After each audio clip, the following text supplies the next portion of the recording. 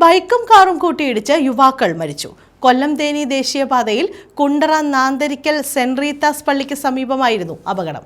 വെള്ളിമൺ സ്വദേശികളായ അമൽ, അജീഷ് മോൻ എന്നിവരാണ് മരിച്ചത്. കഴിഞ്ഞ ദിവസം അർദ്ധരാത്രിയോടെയായിരുന്നു അപകടം.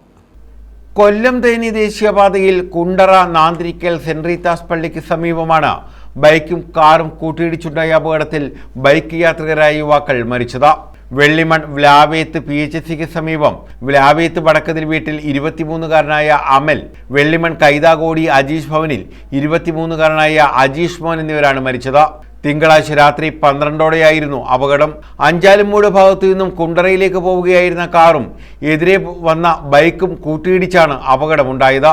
ഇടിയുടെ ആഘാതത്തിൽ ബൈക്ക് ഓടിച്ചിരുന്ന അമൽ തെറിച്ചു വീണ് തൽക്ഷണം മരിച്ചു. ബൈക്കിലൊപ്പമുണ്ടായിരുന്ന അജീഷിനെ കൊല്ലത്തെ സ്വകാര്യ ആശുപത്രിയിൽ എത്തിച്ചെങ്കിലും പുലർച്ചെ 3 മണിയോടെയാണ് മരിച്ചത്. News bureau, Kundara.